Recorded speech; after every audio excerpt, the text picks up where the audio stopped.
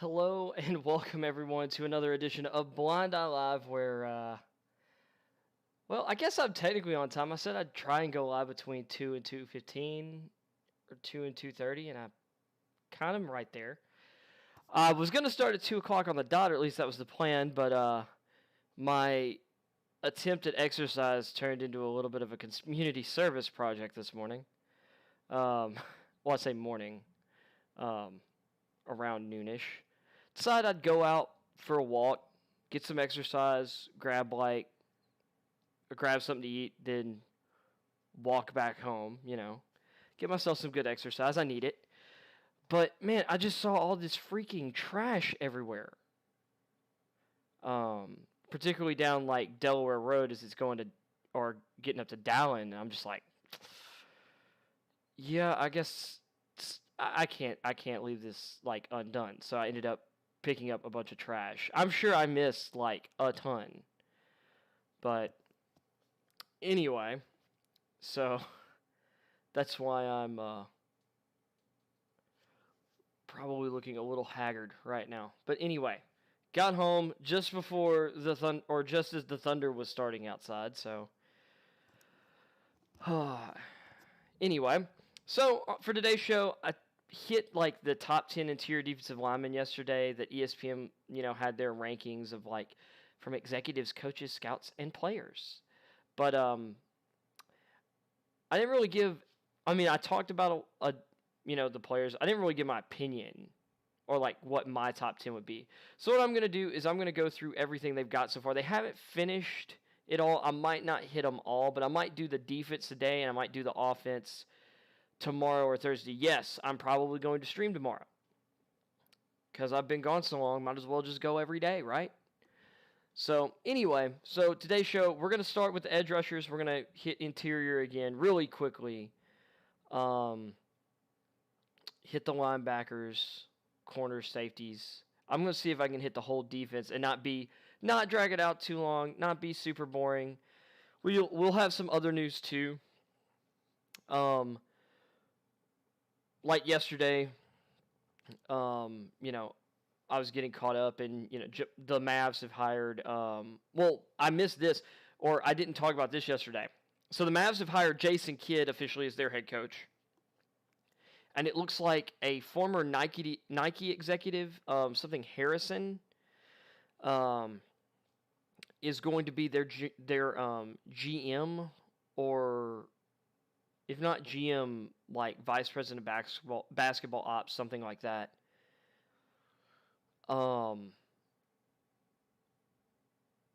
And I've been hearing a lot of talk from some other people. I didn't realize apparently the Mavs, like at least for the last year or so, have been kind of the head basketball voice there has been Harlabos Vulgaris. If you're not familiar with him, he got famous for making a ton of money betting on the NBA in the early 2000s. Like a ton of money, apparently particularly betting on the early 2000s Lakers. Yeah. But he, as Twitter blew up, he was doing a ton of stuff on Twitter. He was constantly going on like the Bill Simmons podcast, BS Report.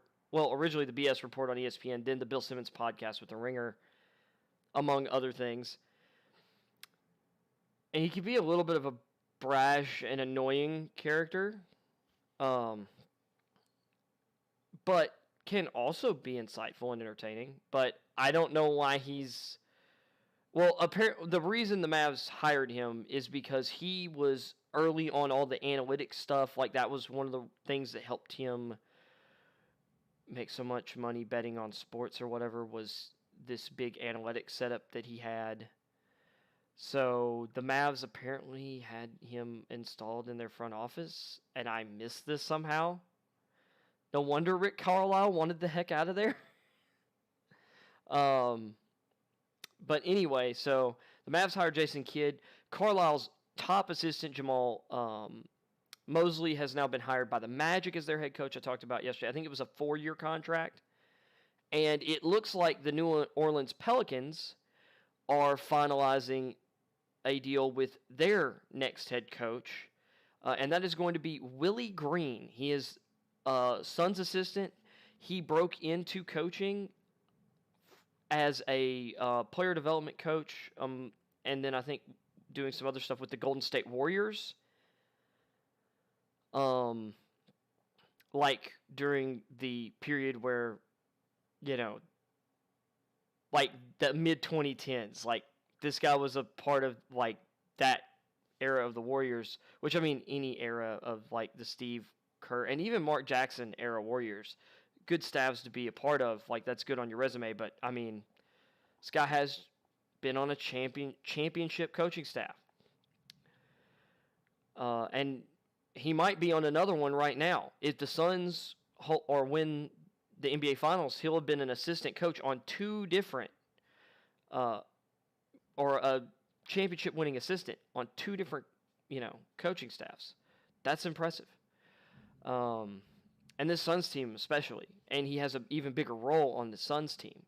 Willie Green, if a deal is finalized, he will be the third youngest coach in the NBA right now at 39 years old. And, of course, he had a 12-year NBA career, solid NBA career.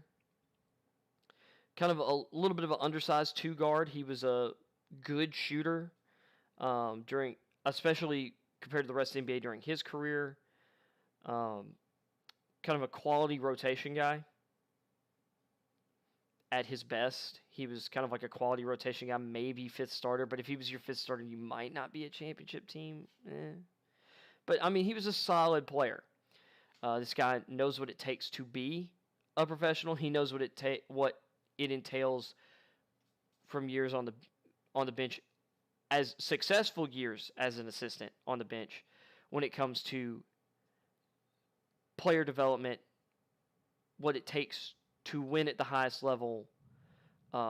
Like this guy, to me, his resume, this is a really good hire for the Pelicans on paper. We'll see if it works out. I would say, like, as good as, say, Nate Bjorkgren's, resume was, it was still kind of brief. And I definitely would trust Willie Green over Nate Bjorkgren in terms of like a long term, or like in terms of a hire. I think this is a really good hire. Actually, I think the Magic hiring Jamal Mosley was a really, really good hire. Now, not all good hires in the moment turn out or work out, but I will say that I do like the hires, or the hire for the Magic. And if Willie Green is the hire for the Pelicans, you could argue this is one of the best. If we're talking about just hiring an assistant who has no like head coaching experience, probably one of the best ones in recent years, in my opinion.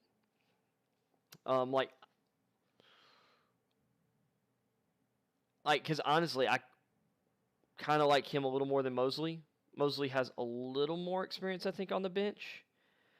And he was like a former player, like professional basketball player overseas. He didn't make the NBA, but Luka Doncic had glowing reviews for Jamal Mosley, so that's good for him. But and I mean, this was a Chief Rick Carlisle assistant. The Mavs have done a really good job of player development. So this should be a good hire for the Magic. Green should be a good hire for the Pelicans. I liked the Chauncey Billups hire for the Blazers. Actually, I kind of love that hire.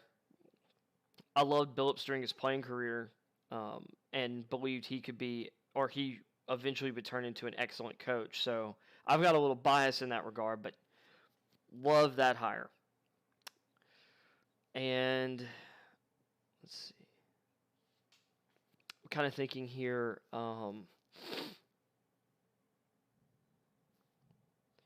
Of course, the Carlisle hire for Indiana was when you can get a NBA championship head coach, a guy with whose track record of winning is as extensive as Rick Carlisle's.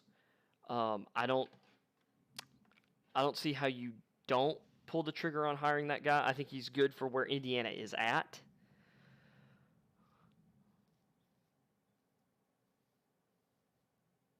So, and I feel like most people would have considered, like, if, say, they'd had the option last year, if they could have gone from Nate McMillan to Rick Carlisle, I think people would have considered that an upgrade. So, Carlisle is a wizard, or I think, well, as Zach Lowe likes to call him, a warlock. And you can be annoyed with maybe how he used some people in Dallas, like how he used Kristaps Porzingis. I actually totally understand, or to me, I actually get it. Like, I wish there was a better way to use Porzingis, but to be fair, the guy's actually not that good in the post. And while he was improving as a passer, he's really not a very good passer either. So, like, the two things that make you dangerous out of the post, you're not really either of those things, even though you're 7'3". I mean, his best skills were rim running and, like, spot up shooting. So that's how Carlisle used him, and a lot as a spot up shooter, especially in the playoffs, getting creative with screening actions for Luka. But I mean, I do understand why Dallas might have wanted to go in a different direction. I can understand why Carlisle wanted out. If Harlebos Vulgaris is running the show, like, I can understand how he's like, yeah, I don't trust this guy. And I mean, yeah, I'm leaving Luka Doncic behind, but Luka Doncic may be trapped in a trash fire, depending on how that organization runs. Now, Vulgaris might not be there now. I'd need to look into that, but if Cuban was taking a lot of cues from him, that's just weird to me. Like, if I'm being honest.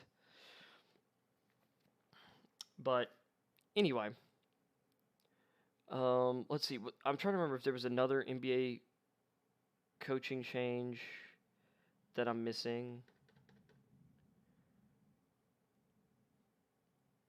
Am I missing one? I don't think so. No. Oh, wait, the Wizards. I think the Wizards haven't hired a coach yet, I don't think. Or if they did, I missed it. I know Scott Brooks is out, and I believe Brooks just finalized the deal to be on Chauncey Billups' coaching staff in Portland. Which, that should be good from a player development standpoint, because if we look at Brooks' track record, we could question some of his decisions as a head coach, but in terms of the track record of the development of players under his coaching, I think it's hard to say that he doesn't have a good player development track record. I think it'd be extremely hard to say that he doesn't. Now, maximizing those guys in important playoff series, there's where the argument lies. But I think it's hard to argue that, and yes, you could say, well, they're superstars, but the development of guys like Kevin Durant, Russell Westbrook, James Harden, Serge Ibaka, Steven Adams, Thabo Sefolosha, while he was with the Thunder, was great. What they got out of Andre Roberson, although I'm trying to remember how much of that overlapped, because I know Roberson was there with Billy Donovan for a bit too.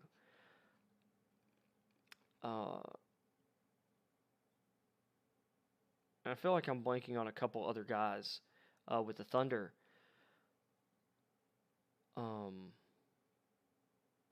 Well, I mean, Jeff Green started off his career there. His early development under Scott Brooks was actually pretty decent. I mean, it helped them get Kendrick Perkins, who was,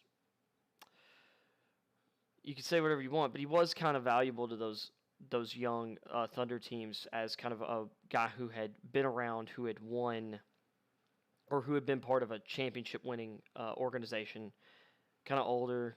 Like, sometimes I think a lot of times we undervalue behind the scenes and locker room stuff. You could poo-poo Perk impact on the game other than from a physicality and interior defense standpoint. But in terms of locker room leadership and in terms of being someone that people trusted, that people respected, Perk was that as a player. And people joked about him, on those or being on those or that Cavs championship team that beat the Warriors. I'm just saying the Cavs or that's the LeBron era Cavs 2.0 did not win a championship without Kendrick Perkins.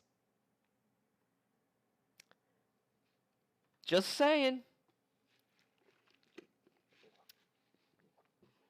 Just saying. So yeah, and actually, although he's been pretty fun as a media guy, and actually, Kendrick Perkins had a great segment, or a kind of a great riff on ESPN this week, or over the weekend. Basically, whenever it happened, I think it was like it was someone in Zion Williamson's camp. I think it was a family member, basically talking about how, or someone, in Zion Williamson's circle talking about how Zion Williamson needed to be traded to the Knicks, that he needed to be gotten out of New Orleans and sent to New York. And it's like, I loved Kendrick Perkins. Kendrick Perkins, like,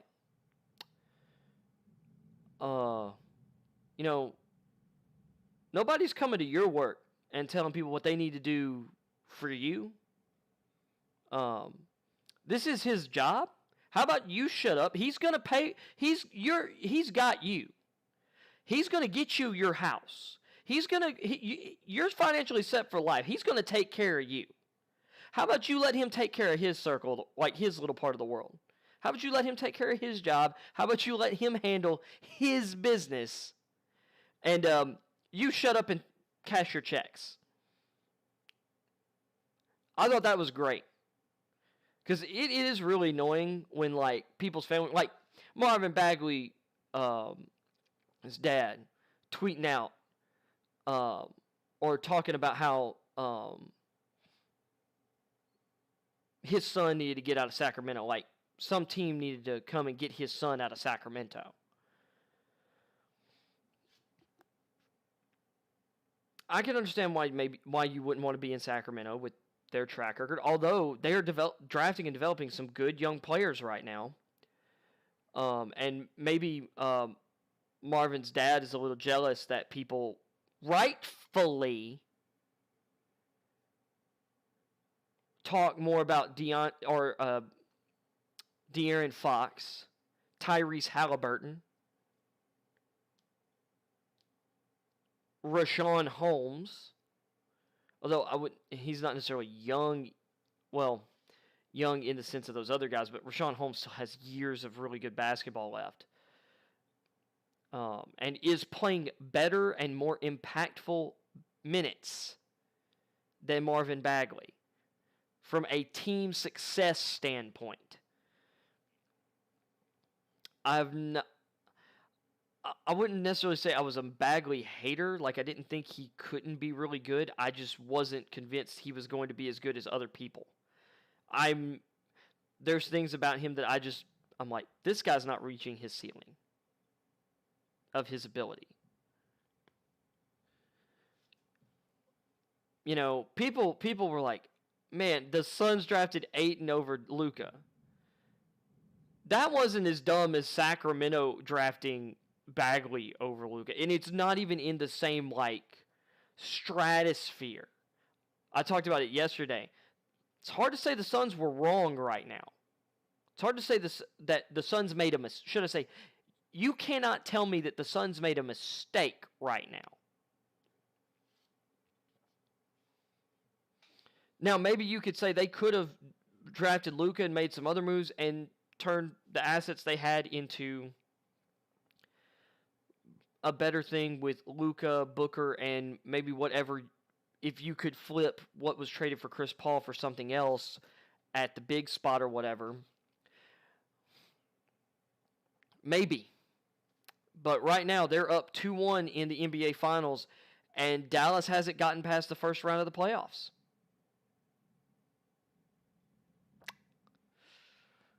I mean, that's just the reality of it.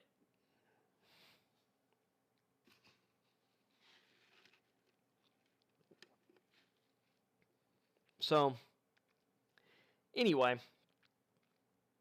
I'm not too concerned. I'm not too concerned about, the Suns drafting Ayton over Luka. Bagley over Luka, though. Man, that was so stupid in the moment. And you could say, well, we have Fox, we have Hield. Yeah, but it's Marvin Bagley. DeAndre Ayton was a far better prospect than Marvin Bagley. Jerry Jackson Jr. is a far better prospect than Marvin Bagley.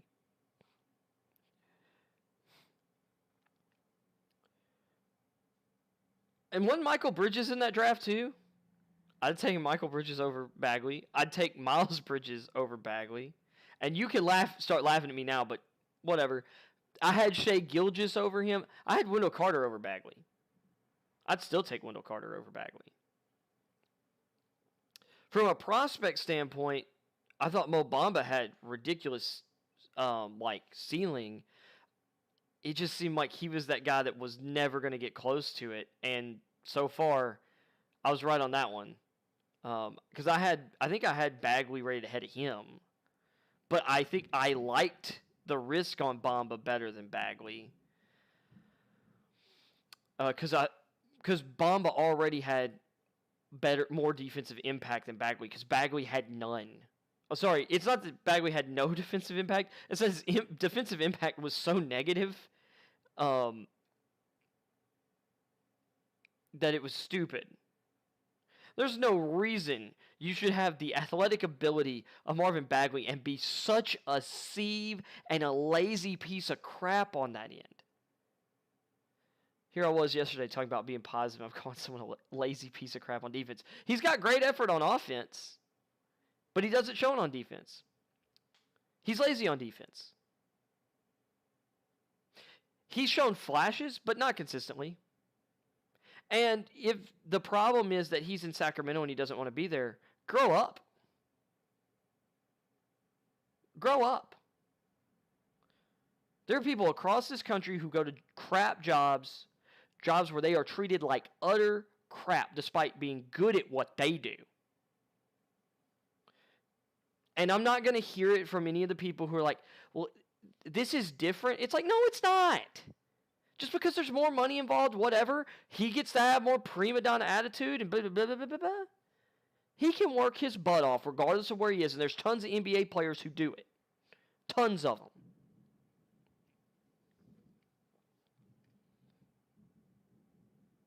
Tons of NBA players that grind it out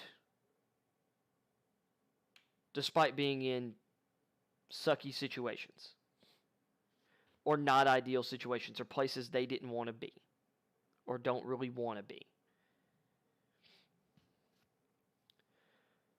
That's life. Grow up. Otherwise, everyone's going to remember you as the guy who wind his way through a NBA career that got nowhere near where it would have been if he had just shut up and done the work. So anyway, I think that's enough NBA. We're going to jump over here to some of these top 10s here. And we're going to look at see who they've got. Now, then I'm going to give you my top 10. We'll see how much I agree. So we're going to start with the edge rushers today.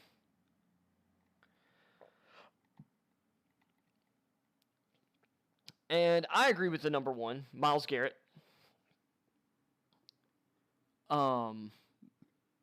was ranked 5 going into last season. But he really did put it together last year. I know there's a lot of people who are like, yeah, but TJ Watt. And I'm like, yeah, He's my number 2, and it's a really tough decision between Myles Garrett and T.J. Watt. But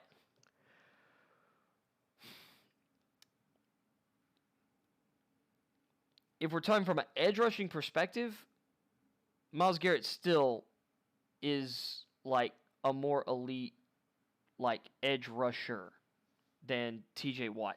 Watt gives you a little more versatility, but he's not as powerful, although TJ Watt is more powerful than most guys his size. I still think that Garrett is the biggest game wrecker on the edge. But TJ Watt is right there, and you can see how close this was. And I thought it was crazy going into last season that TJ Watt was only rated 7th and that Myles Garrett was 5th going into last season. But if you see the highest ranking 1st, lowest ranking 8th for both of these guys, and I'm trying to figure out who would rank these guys 8th. Because, like, once again, are you stupid? But TJ Watt gives you a little more. Watt is a more well-rounded player. Like, if you're running a 3-4 scheme as, like, your base, and you like to run a little more zone blitzes and more exotic concepts, TJ Watt is actually probably your preferred player. Because he can drop into coverage. He can make an impact underneath, and even sometimes a little deeper downfield in terms of coverage, the short and intermediate areas. Myles Garrett he's going downhill every play. So it really depends on your scheme and what you're asking for.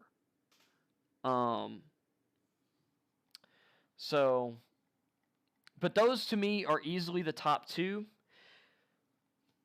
I respect Joey Bosa as at number 3. He was 6th last year. He stayed healthy. Someone had him ranked merely 10th. Somebody had him ranked 1.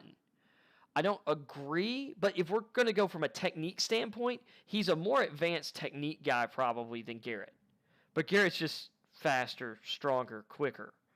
And I wouldn't take him over Watt. But Joey Bosa is easily top 5. Khalil Mack is who I would put in 3rd. Someone had him as low as 9th.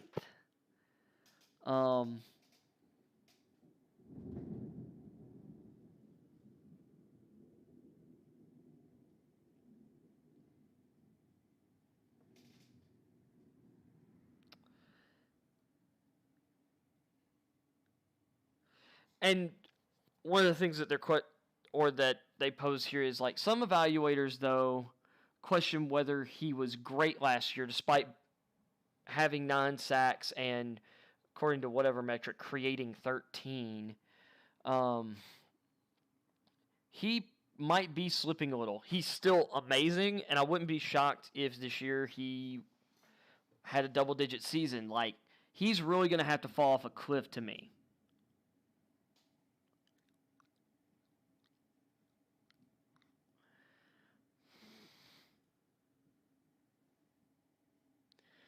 And the thing was, he had 9 sacks despite 10 weeks showing up on his team's injury report.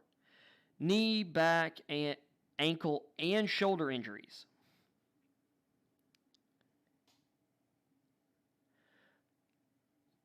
So that could limit him. However, this also states his double team rate, the amount of times he's getting double teamed, is declined each of the last 3 years. However, one of those years he was playing next to Robert Quinn, who had like one of the best seasons of his career in 2019.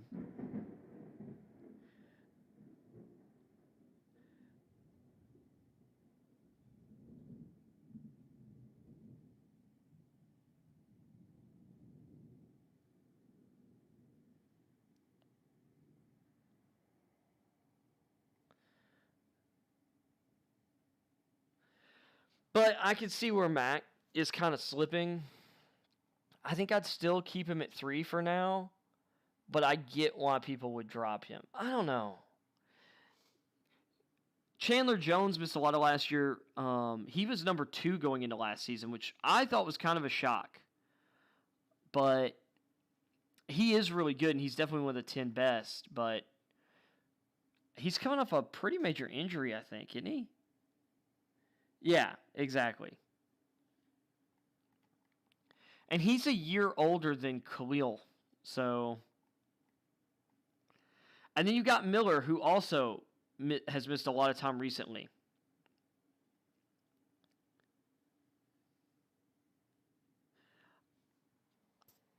Miller didn't play a snap last year. And honestly, I don't even know if he's the best pass rusher in his own team. Bradley Chubb, I think, missed a lot of time last year with injury too. I'm trying to remember. Or was it 2019? Anyway, I'd argue Bradley Chubb might be the better pass rusher at this point. Someone still had him ranked number 1, but I don't buy that. Like, why? Chase Young was awesome as a rookie last year. He's going to get better this year. I definitely get having him here. This one shocks me. Nick Bosa was 3 going into last year. He did tear his ACL, but he's 25. You've got Von Miller, Chandler Jones, who are both coming off major injuries and are 32 and 31 respectively. You've got Khalil Mack, who has been seems as every year to deal with more injuries. Spent like over half of last season dealing with some kind of injury, although was still really good. Nick Bosa tore his ACL. His rookie year, he was more productive than Khalil Mack was last season. Nick Bosa would be top 5 for me, and I'd argue he might be better than his brother Nick. Or, I mean, his brother Joey, wait, Nick is listed at 25. I thought they listed Joey as 25 up here. Did I misread that? Yeah, there's a misprint here somewhere, because Nick should be at least 2 years, I think he's 2 years younger than Joey. So Nick's either 23 or Joey's not 27 yet. So yeah, this is a misprint on Nick Bosa's age. I believe he's 23. Then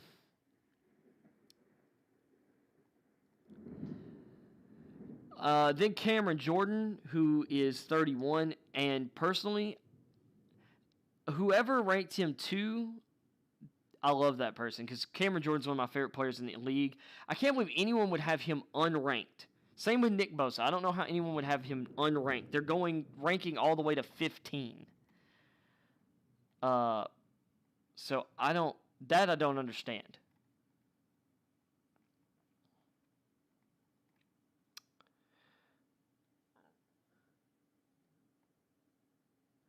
Let's see. Jackson's sack totals dipped from 15.5 to 7.5.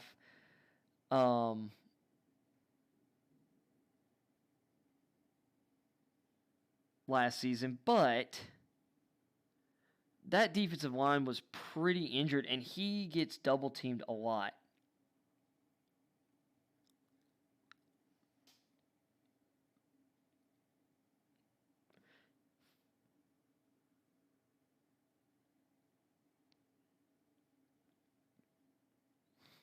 But this is the thing. Jordan's kind of a hybrid outside or edge and interior rusher now, so I get him being ranked this low.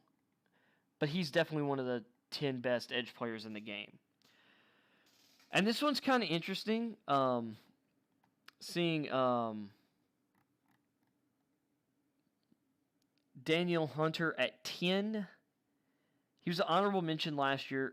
Some people still have him unranked.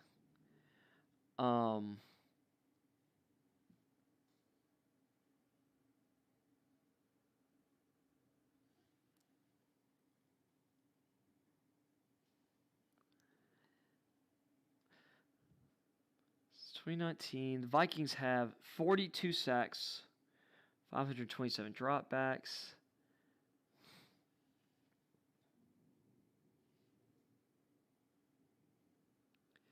With Hunter on the field. Yet 29 sacks on 679 without him. Yeah, the problem there is, though, you notice that there's 152 more snaps without Hunter on the field than there are with him on the field. So over the last 2 seasons, they've faced 1,206 dropbacks. And over half of them, he hasn't been on the field for.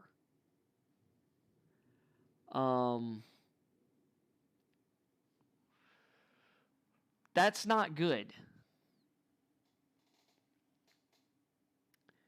56 pressures by himself in 2019, yet the Vikings had 137 total pressures as a team last season, 4th fewest in the NFL. And that's true, but this is my thing. If he wasn't top 10 going into 2020 when he was more healthy in 2019, he gets injured and now he's a better player all of a sudden, that's kind of a weird thing too.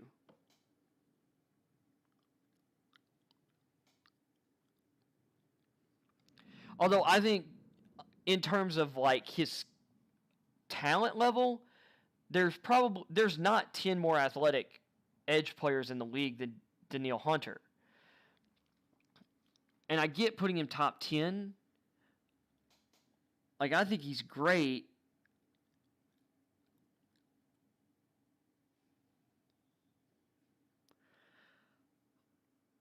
But I think it's a disservice that Shaq Barrett is not in the top 10 after the last 2 years he's had.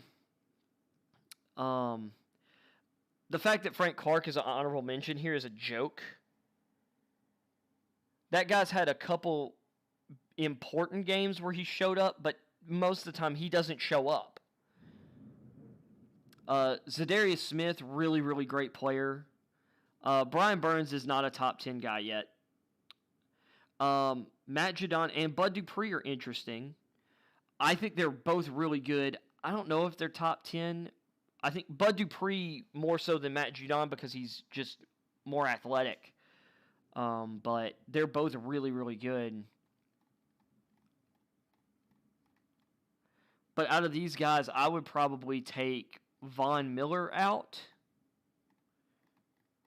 of the top 10. He's just going to have to prove that he's back for me. I would take Von Miller out, and I'd put Shaq Barrett in and call it a day. I actually think the rankings aren't terrible. But yeah, my top 10 edge players would be, as much as I love versatility, I still think I've got to go Garrett 1, TJ Watt 2.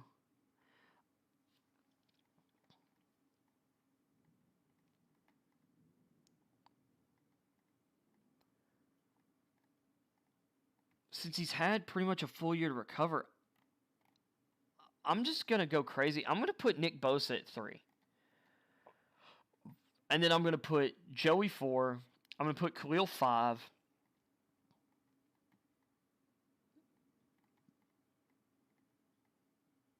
I'm going to put Chase Young 6. I think he's going to have a huge second season. I'm going to put Chandler Jones 7, Cameron Jordan 8.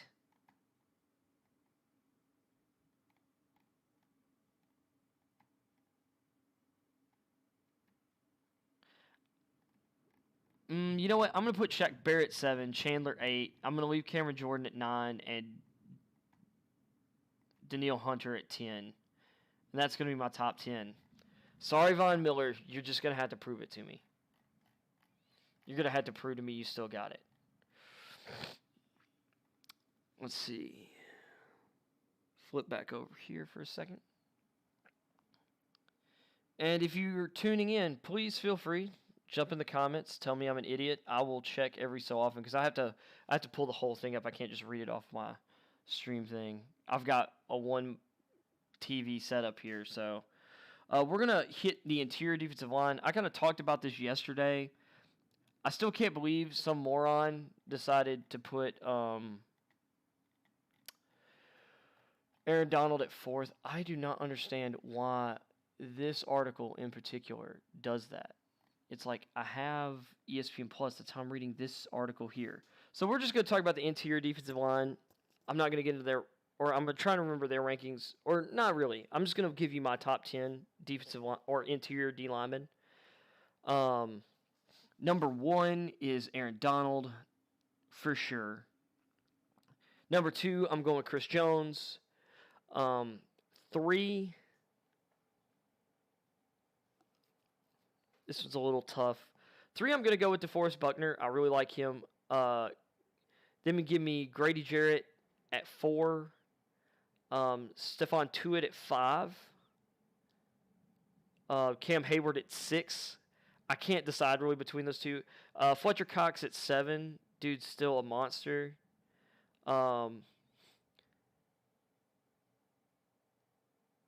Give me the best nose tackle in the league right now, Vita Vea at 8.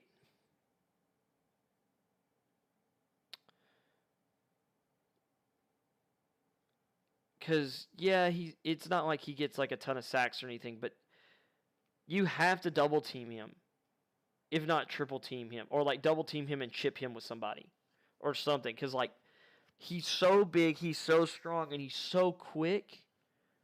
If you don't, like, you can't double the edge rushers, because if you don't double him,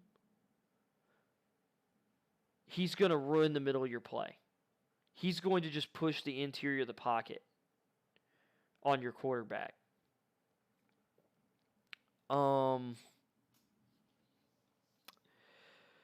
He had a big year last year, so I'm going to put Leonard Williams 9, because he has the ability to keep that up. And then at 10, there's a number of ways I could go.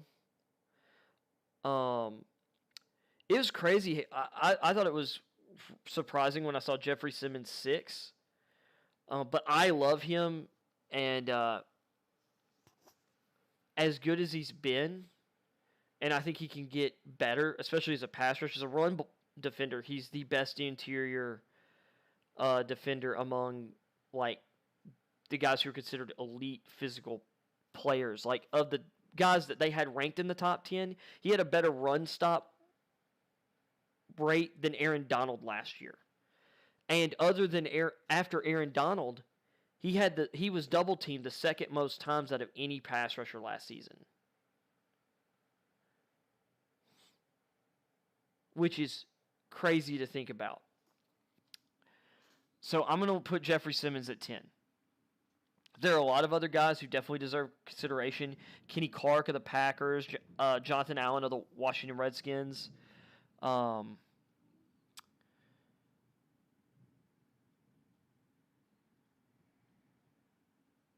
J.J. Watt. Watt just has problems staying healthy at this point.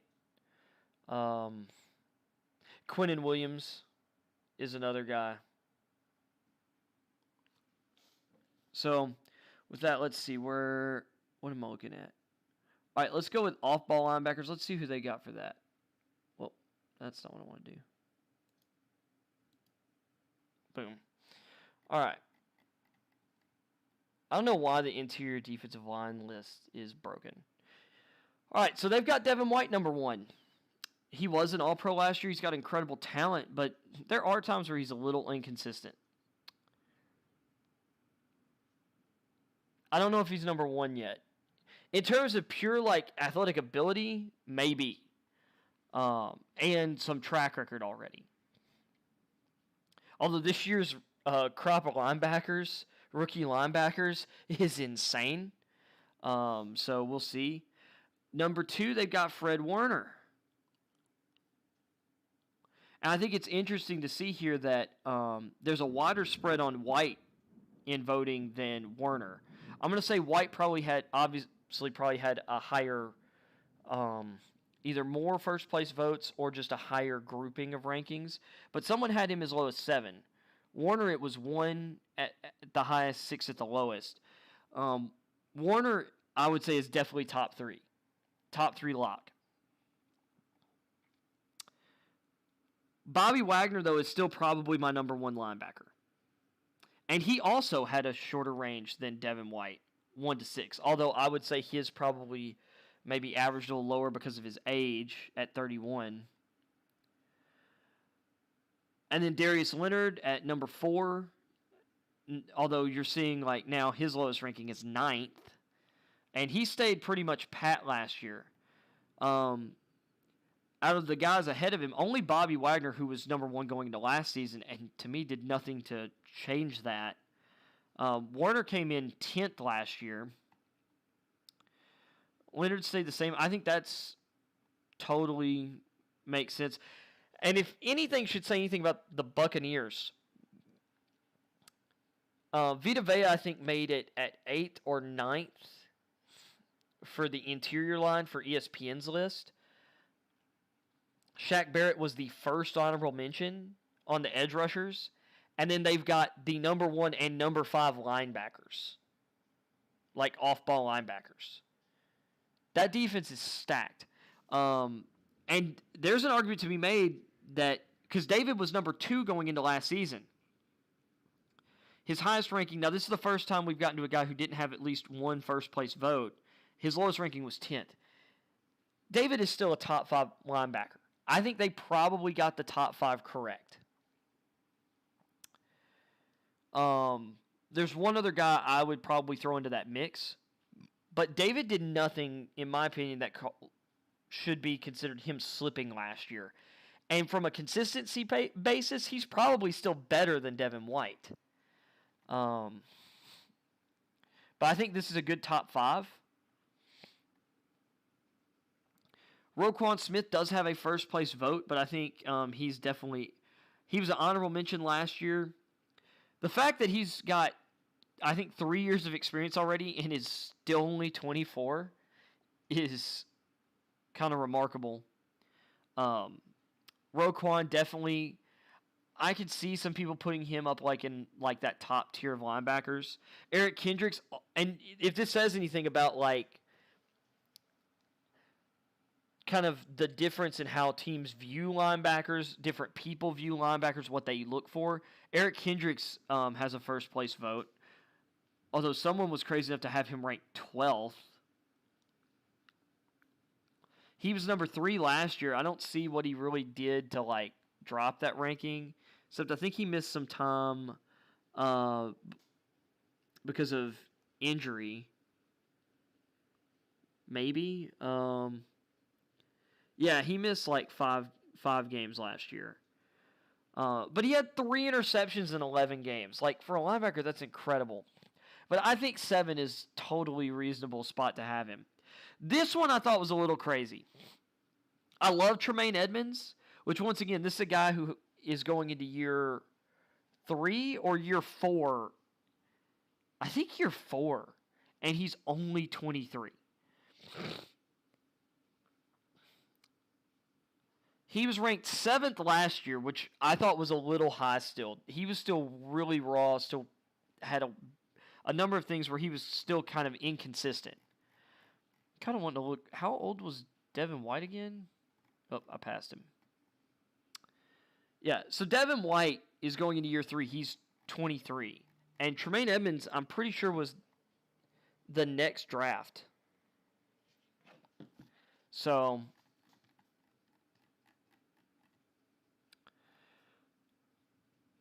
Tremaine Edmonds was the draft before Devin. Still, super young. I could see why some people had him unranked.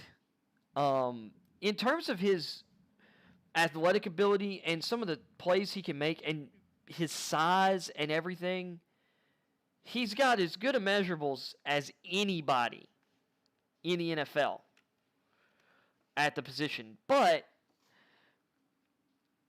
he still makes bad reads in zone coverage. He still will overrun plays, not take the best angles. He's great, and I could see the argument for having him top 10, especially if you're factoring in a lot of potential, which I think whoever put him number 1 is probably one of the voters that is really high on potential and upside on top of where they are now, and probably baking in some development this year into that ranking. But I don't know. He's a guy I can understand falling outside the top 10. This is one thing. I don't know if Demario Davis is a top 10 linebacker at this point, but he's still probably top 15. So but I can still see why some people would have him unranked. He's 32. He was 5th last year, though, in the rankings.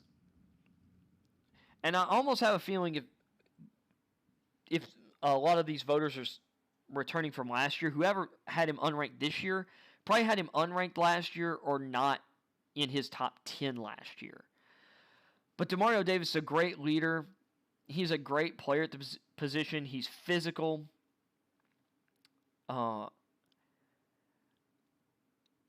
cool with him being in the top 10. And this is my guy who I would argue the most for, who's not in the top 5, being in the top 5. I think Miles Jack, because he's been playing in Jacksonville, has been overlooked a little bit. I think he and Darius Leonard are neck and neck in terms of ability. I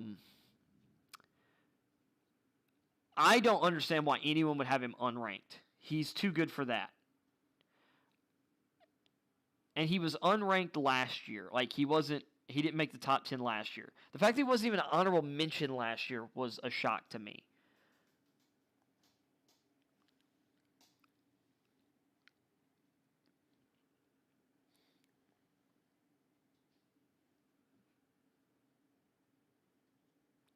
Which part of that was he had been playing middle linebacker, and people called him underachieving.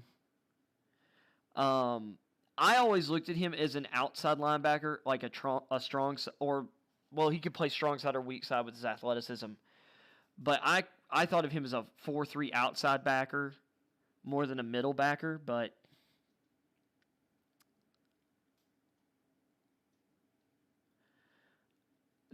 I think them signing Joe Schobert to play the middle was the best thing they could have done for him.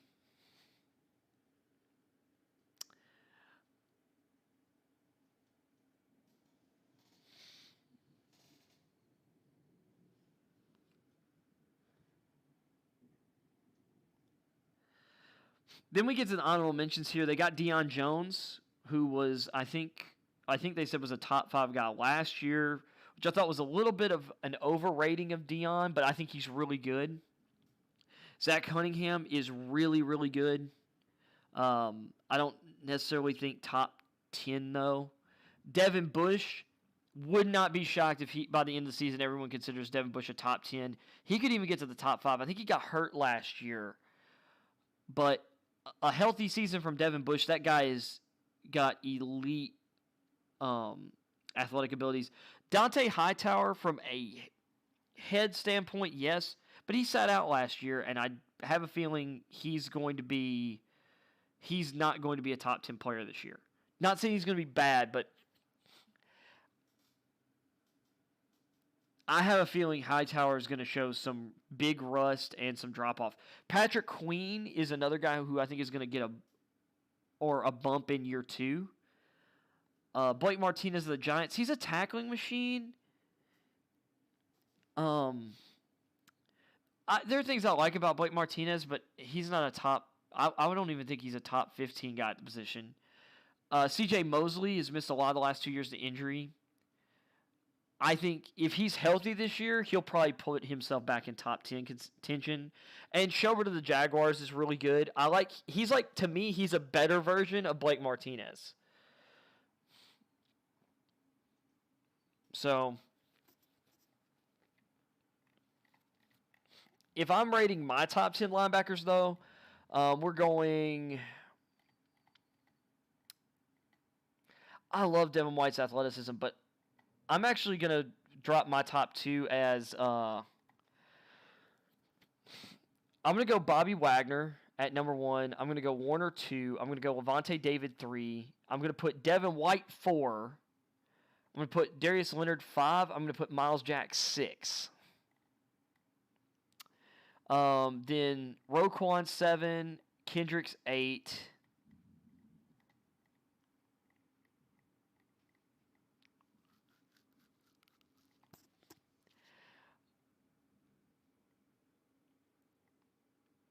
I'm going to put Deion Jones at 9, and I'm going to put Tremaine Edmonds at 10.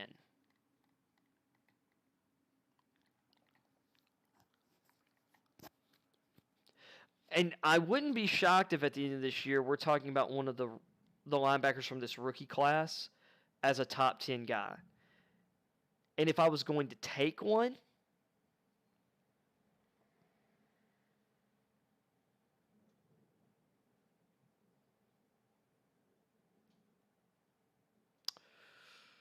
it's tough.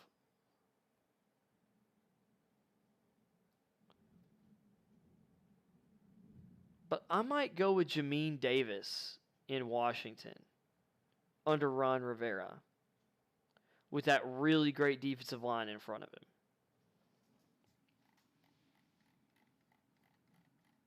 And he's one of my favorite prospects at any position in the draft anyway.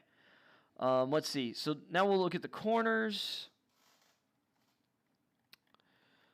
Let's see here.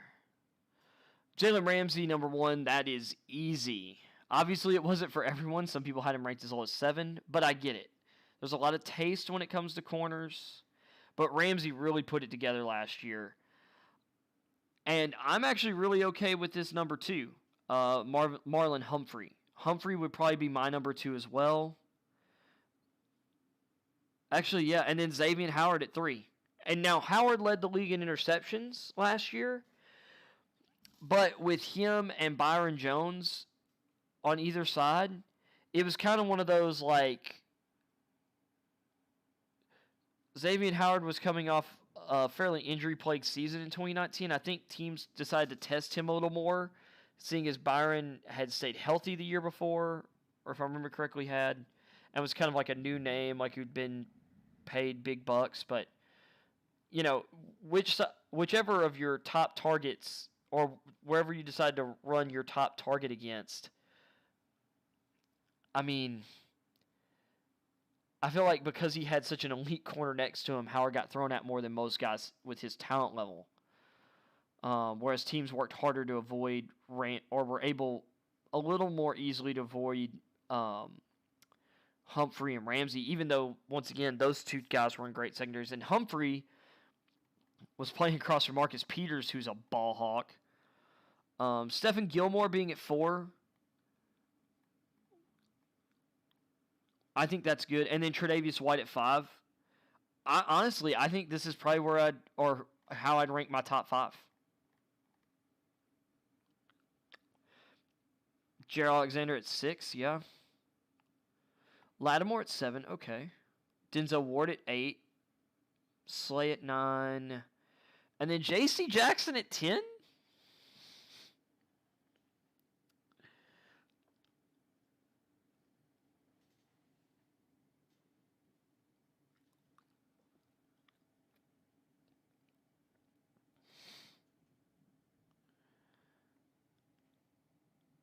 Peters is the more feared player for his ability to snag interceptions with a risk-reward formula. He goes rogue to slip a route and cause the quarterback to look toward the sky in disgust, but Jackson is considered by many as a more complete corner. See, my thing is, though, I kind of like the aggressive Marcus Peters type a little better, but Jackson's also a really productive corner when it comes to ball production. 17 interceptions through 3 seasons, trailing only Xavier Howard in the group. That's a really good debate between those two. The thing is, Jason, and you could say here, like, Jackson and Peters, their ball production's incredible, and they're still not even the best corner on their team. Let's see, another honorable mention. Carlton Davis at Tampa Bay, which, once again, Tampa didn't have like one of the top 10 corners, but Davis was the second named in honorable mentions. And I will also throw out Jamel Dean, his other outside counterpart in Tampa Bay. Both are Auburn grads. Those guys are both excellent. William Jackson III of now the Washington football team. I really like him a lot. Kyle Fuller, who's now in Denver inexplicably. Byron Jones, who I think was probably a top 10 guy last year. And James Bradbury, who a lot of people thought might be one of the regret contracts of the offseason. I think he was really good for the Giants last year.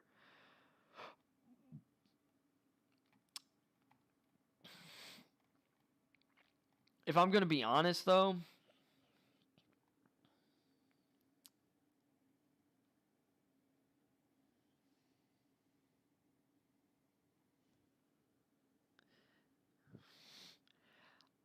right now, I don't think Darius Slay is a top 10 corner. Ward's kind of an on the cusp kind of guy for me. I definitely get why some people would have him ranked like 13th. Marshawn Lattimore. And if this you want to talk about the most polarizing guy on this list, Marshawn Lattimore. Somebody has him ranked 1 and someone has him unranked. And that should tell you everything you need to know. Because he has some real highs on his tape. He has some elite tape. And then he has some tape where he gets roasted.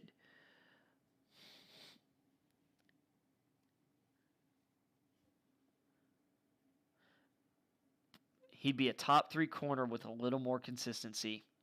Yep. And that's about it. Can show you one game where he looks like an all-pro and another where he looks like a complete train wreck, a high-ranking NFL official said. But he can play man and take you out of a game. He's that talented.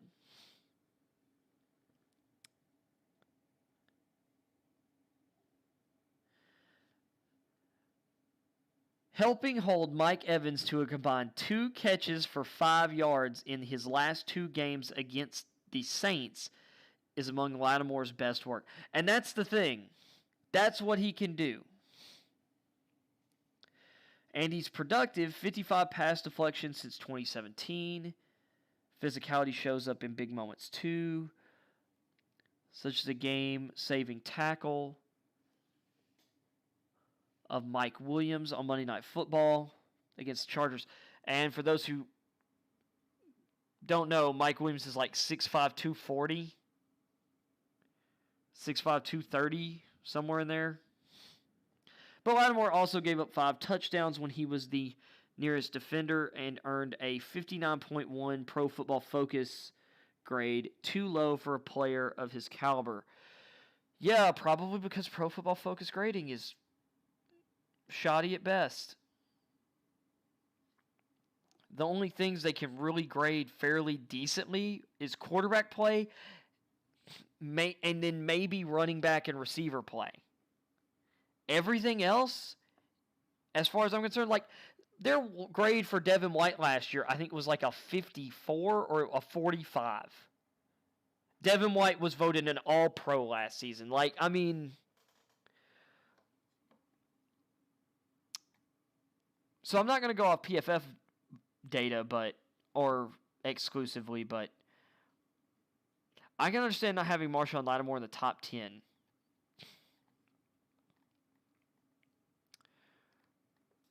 Personally, I would take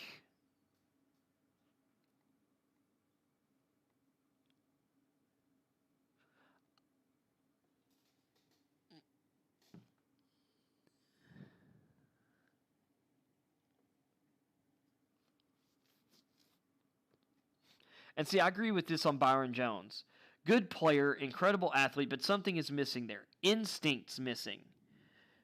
You can't look at his measurables and say you can't do this.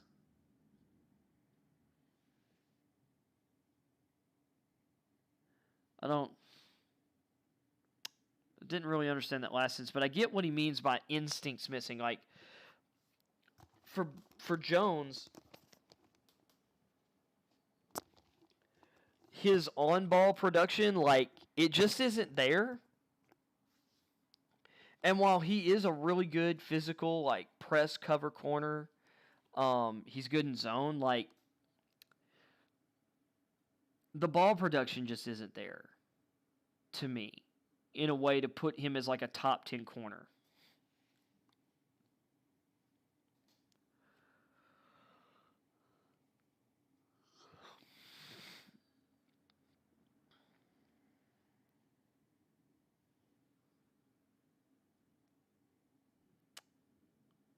Hmm.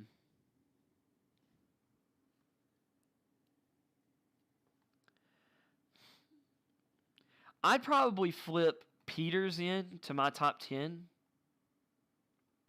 for Slay.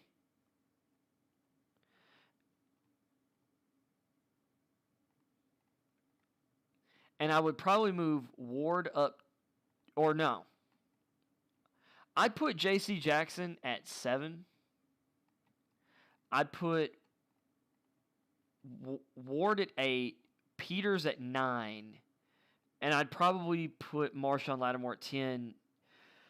I don't know. His highs are so good, but like he's a little inconsistent.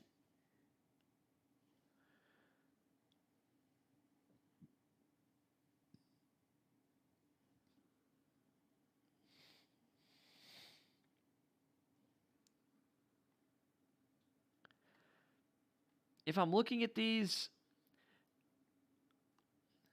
I don't know if I'd take any of these guys over Lattimore though. Like I like William Jackson better personally, but I don't know if he's really better than Marshawn Lattimore.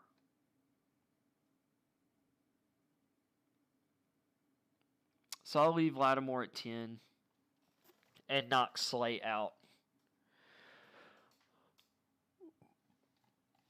So yeah, but I pretty much agree with their list. You know, Ramsey, Humphrey, Howard, Gilmore, White, Alexander, and then, like I said, Jackson, Ward, Peters, and then Lattimore at 10. And then we'll hit the safeties, and then we'll junk.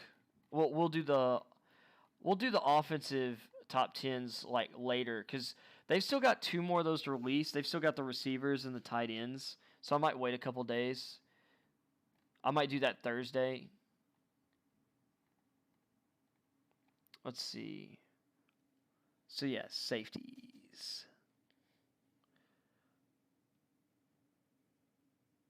Well, if I can find my, there we are. Couldn't find my cursor.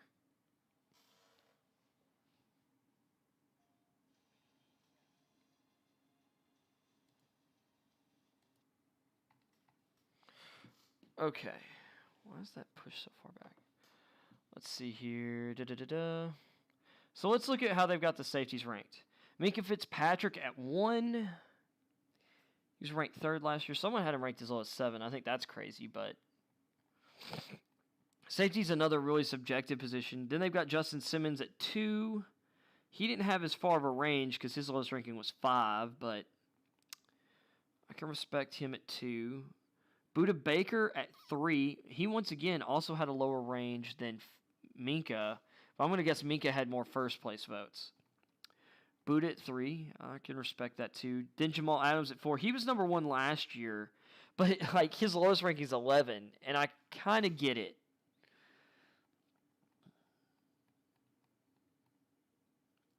Harrison Smith. He was number 2 last year. His range is 3 and 7. He's number 5. He's kind of the old man of the group though now, age 32. But safeties age well.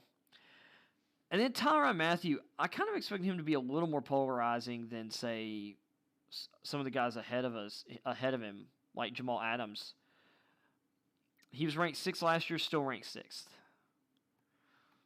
But I kind of feel like I lean more towards like him being the 9th best safety than the 2nd best. And then Kevin Beard, and maybe this is a little bit of my own bias, but like he was ranked 5th last year. I don't think he did anything to drop. I think he's incredible.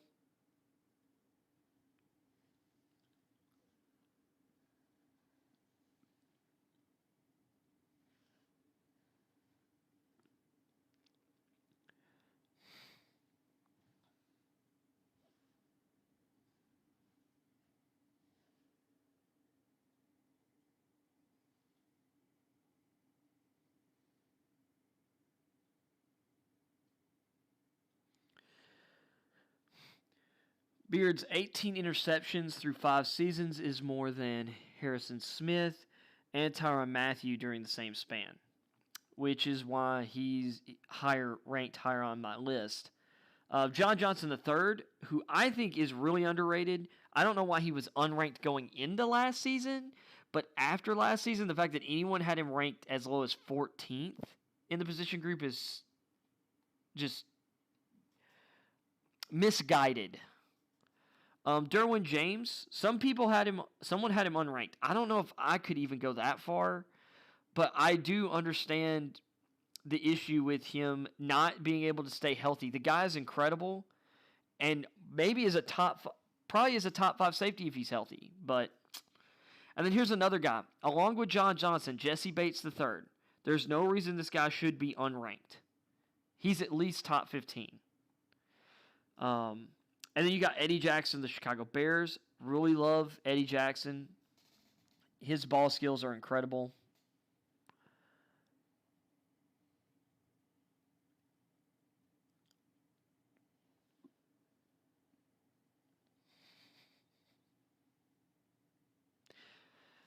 And I agree with that person's assessment of Jackson. He's not an elite athlete. Probably not even a great athlete. He doesn't have like top end speed, and he could be a little more physical as a tackler, but he's a great free safety.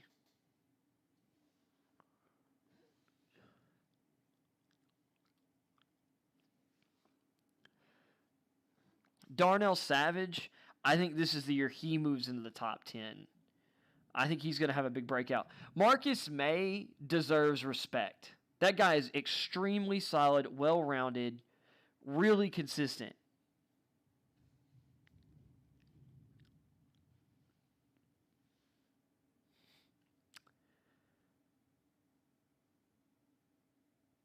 And Marcus May, because of how good he is, it allowed the Jets to be as creative as they were with Jamal Adams.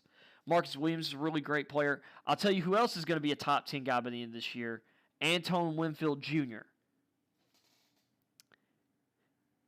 This guy was the starting free safety on a Super Bowl team as a rookie second-round pick. Good instincts. He's got insanely good instincts.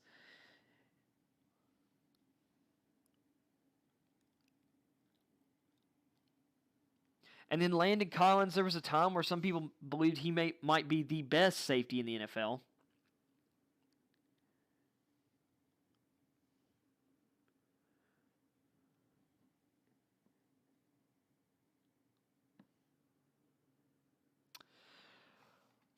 If I'm putting my top 10 safeties together, though, Minka's my number 1.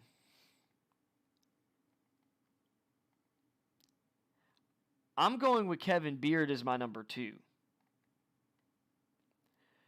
Not because he's a Titans guy, but because I love ball production from my free safeties. And he's a bigger safety. He's a really good tackler. He's a really good all-around player. And I think with a better pass rush, his ball production is going to skyrocket this year. Number 3, I'm going to go with Budda Baker. And I'm going to go with Justin Simmons at 4.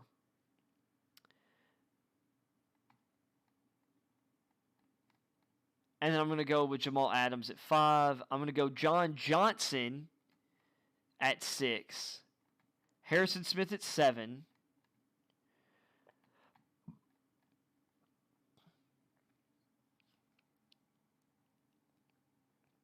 A healthy Derwin James at 8. Then Mathieu at 9, and then Jesse Bates at 10. And then I kind of like where they or how they have these guys ranked in the honorable mentions. Jackson, then Savage, then May, then Williams, then Winfield, then Collins.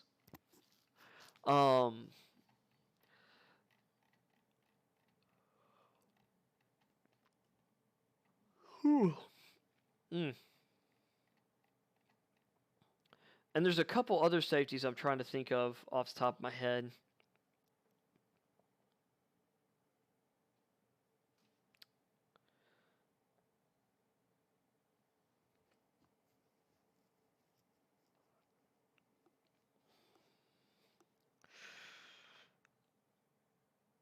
I'll say of the rookie class of safeties, I wouldn't be shocked if one of Trevon Morig, um, Javon Holland, or Andre Cisco, or Tyree Gillespie ends up kind of in an honorable mention spot by the end of the year. Because those guys are all really, really good, really, really instinctive and or versatile players. So that's the safeties. I guess what I'll do is Thursday, we'll tackle like the offensive line, quarterbacks, running backs, receivers, tight ends. Because I just went through 5 positions. Maybe tomorrow I'll do the offensive line, but we'll see. Let's see, what time is it, by the way? I've been going for about an hour 20. Let's see what headlines we have before we bump out of here. Oh, this is something I want to talk about. So, Team USA is doing their kind of Olympic tune-up games. We lost to Nigeria and now to Australia. And they're throwing out excuses like, well, these teams have played together for a long time and they have continuity and, we're still building that. We lost to Australia, who has changed coaches twice in the last 2 years. So they're on their 3rd coach of the last 2 years. Ben Simmons decided to sit out and not play for Team Australia, being their best and most talented player. And the 3 most notable players on the team in terms of name recognition are Patty Mills, Joe Ingles, and maybe potential lottery pick Josh Giddey.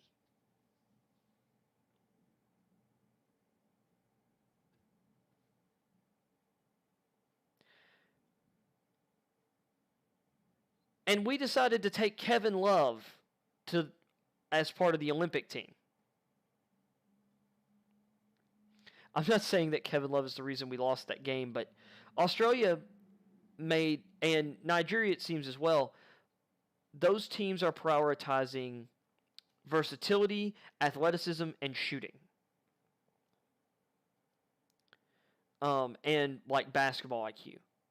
Australia spread the U.S. out and got tons of baskets cutting or off of cuts and off of slick passing when the U.S. collapsed to contain those kind of cuts and when they did collapse the basket. And the U.S. had a double-digit lead at halftime of that game against Australia. And then they lost it because they got worn out. Coach Popovich said, the guys, they're still getting it's like they're having to get their legs back. And you know what? Sure, I get that, but considering we don't play players as strenuous of minutes, like we do more of a rotation, or like a kind of an even split rotation, compared to like your average, or that these guys would have in their typical NBA setting with their teams, I'm just kind of like, okay. But, yeah, but Damian Lillard making the excuse about them getting to work together and having more continuity and more time together as a team than the U.S. team. Maybe that's correct, but when you've changed your coach out, like your coaching staff has changed twice, so you're on your 3rd one in the span of 2 years. Your best player's out. and you've rotated some other faces in. Like, I don't know. It seems like Australia's got similar kind of chemistry stuff going on that they're building. Maybe they've had a little more time, but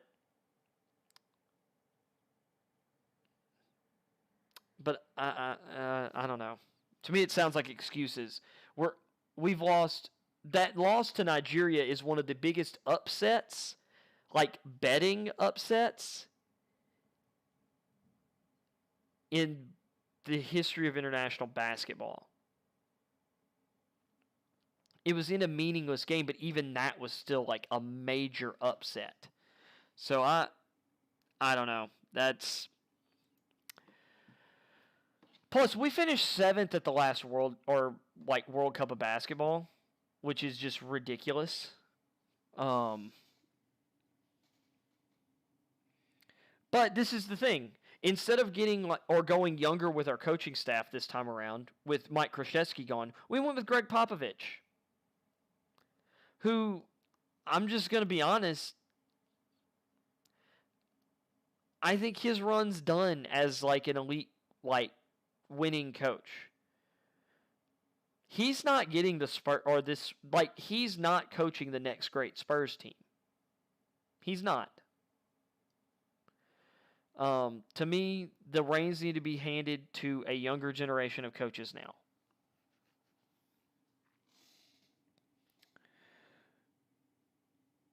Let's see here.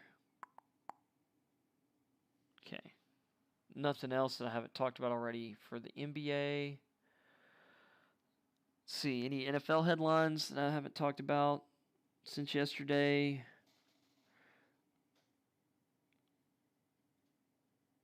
Rams lean on Super Bowl history for throwbacks. Please tell me the Rams are going to have some 1999 throwbacks.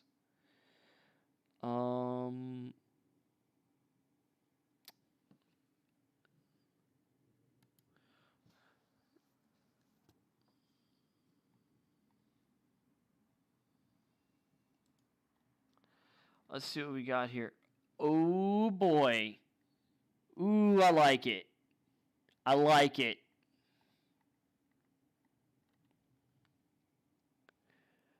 This is what I wanted to see.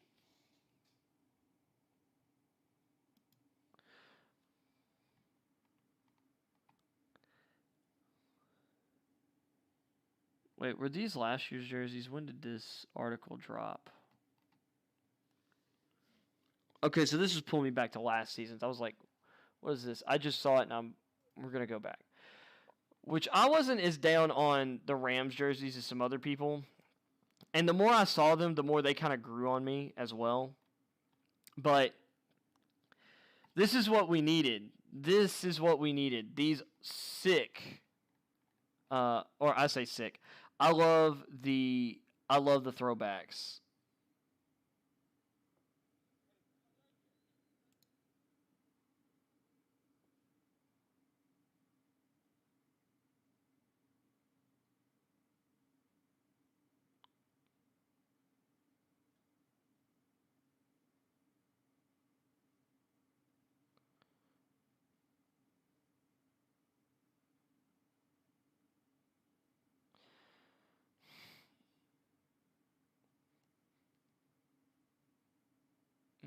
I mean, those jerseys from like the 80s, 90s, like, I love those. The blue and yellow just super pop.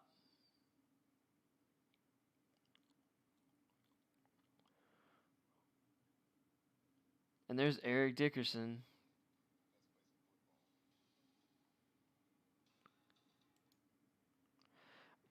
I think it's interesting with Eric Dickerson there.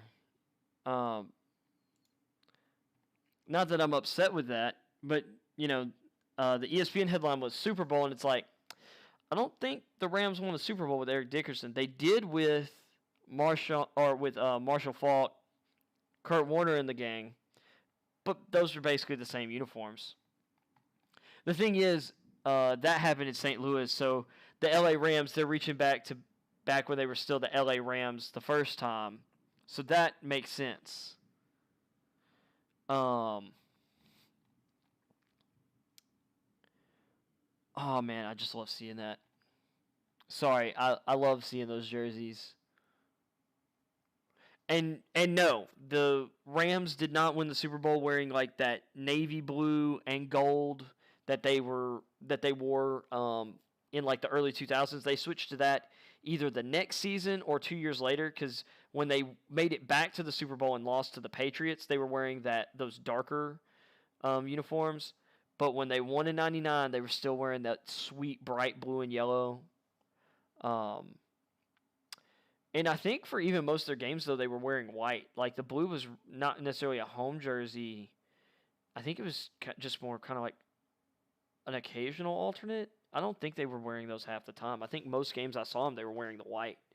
So, but their blue and gold, or those like bright blue and yellow jerseys were sick too. So, I am all for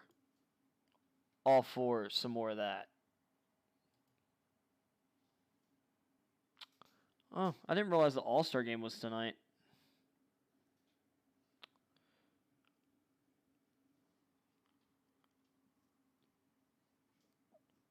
I'm loving all this like young like superstar talent we've got right now in baseball. Like Otani, Tatis, Vlad Jr., man.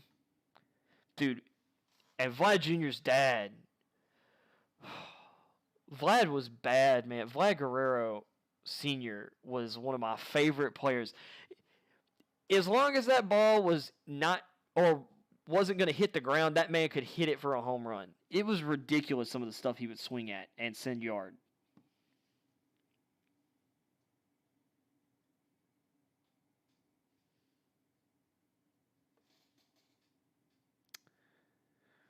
Manfred eyes rule tweaks to restore MLB to roots or to to roots. What is that? Oh my god.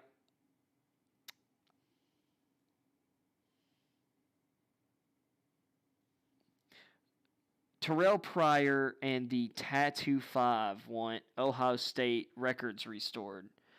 And he should get them restored because that stuff was bullcrap anyway.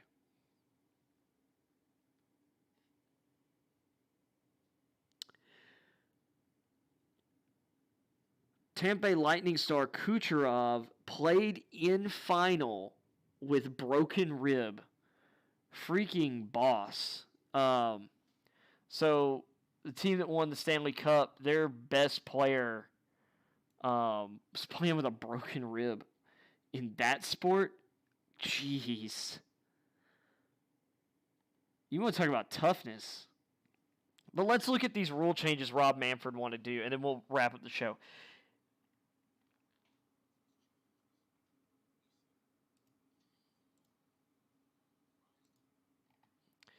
MLB likely to drop 7-inning doubleheaders, extra inning runner rule in 2022, Commissioner Rob Manfred says.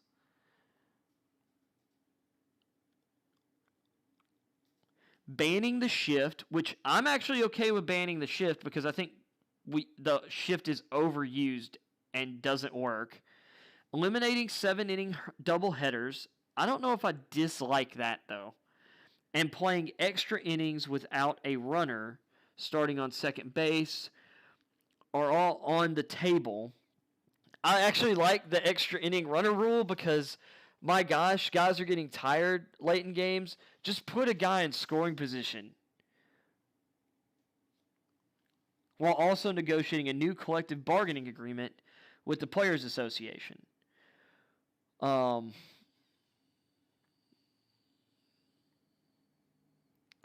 When we adopted 7-inning doubleheaders for this year, we didn't know the country was going to look like it does now. As in, I guess he means that people are ready to just go back to doing whatever. Really? Wow. Y'all didn't have any foresight. We were scared it was going to look very, very different. As in, you were scared that the government was not going to let you open things back up. Yeah. It was a COVID-related change. I don't think that 7-inning doubleheaders are going to be part of our future going forward. And you know what? I'm okay either way. Although from a player like durability standpoint, I'd kind of be okay with them keeping those, but that's kind of up to the players to fight for.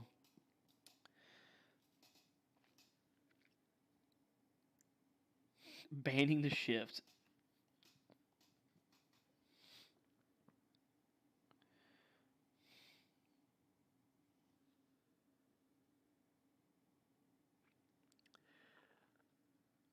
They're already experimenting with the ban at double A level where infielders must have their feet on the dirt.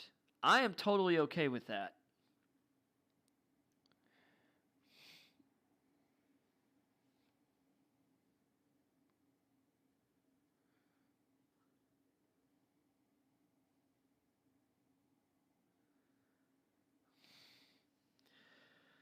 Let's just say you regulated the shift by requiring 2 infielders on each side of second base, Manfred said. What does that do? It makes the game look like what it looked like when I was 12 years old. Well, what does that matter? What does it matter what the game looked like when you were 12 years old? Are you saying it was better when you were 12 years old? Maybe. I wasn't alive for it. It's not change, it's kind of restoration. That's why people are in favor of it. Front offices in general believe it will have a positive effect on the play of the game. I agree. I'm hopeful that we will have productive conversations with the MLB Players Union about non-radical change or radical changes to the game that will restore it to being played in a way that is closer to what many of us enjoy historically. Okay. My thing is, should we be making changes for like old people who could die any moment, or should we be making changes with the thought of the kids watching the game now and what's going to make it more fun for them? Because I think getting rid of the shift will make it more fun. I don't care about as much about restoration as about it just is going to make the game more fun, I think. The current CBA expires on December 1st, and the sides are quietly talking and have exchanged proposals. There's been a mandate not to leak any information about the negotiations, which was what happened last summer as the sides attempted to return to play during the pandemic. It eventually led the union to vote down the league's proposal and forced Manfred to implement the season on his own accord, leading to friction between the sides. Yeah, because the owners leaked a bunch of stuff that when the players had agreed or had basically said they weren't going to. We have a very professional working relationship with the MLBPA, Manfred said. More generally, this whole relationship thing gets overplayed and misinterpreted. Okay. The fact that you have a period of time, which we admittedly had last spring, where we had serious disagreements which became public, I don't think it's an indicator of whether you're going to get a new agreement. And that's true. That stuff can change on a whim. As part of the discussion, although it hasn't come up yet, Manfred wouldn't rule out negotiating for players to hopefully or to be fully vaccinated in order to play.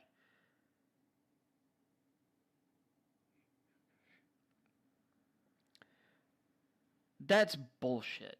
So, pardon my language. I'm sorry. We have a mandatory vaccination policy in the commissioner's office, so it would be hard for me to rule it out today. Yeah, and I would stop working for your organization if you were forcing me to inject anything into my body. Tony Clark, executive director of the Players Association, addressed reporters before Manfred spoke and was asked whether his office is pushing players to get vaccinated. Push? No, he answered. Good. Encourage? When guys ask, we put players directly in touch with our experts and make sure they have access to that information. We've seen the number of vaccinations continue to climb. Yeah, slowly over time, I'm sure some or more and more players might give in, but this is so dumb. I mean, this isn't like polio or meningitis or some of the other things like we vaccinate kids for. That, is just deadly or debilitating regardless of your age. The average person who dies of COVID is age 78. That's older than like the average life expectancy for a person in this country, which I think is like 76 and a half or 77 years old.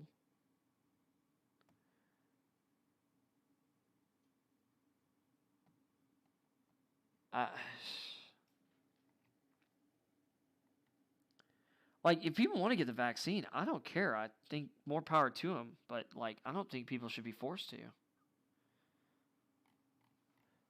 As far as I'm concerned, the Players Association is about the players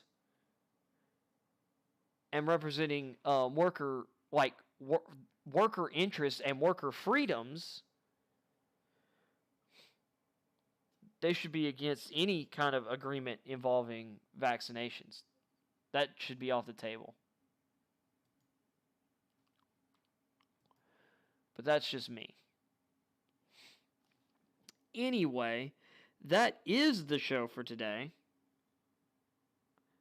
including a slip of the tongue. I'm sorry for anyone who gets offended by that. Usually don't talk like that, but I don't know. I just get really tired of... I'm getting really tired of all this stuff where it's like, well, you have to give up your freedom and liberty because it makes me feel better.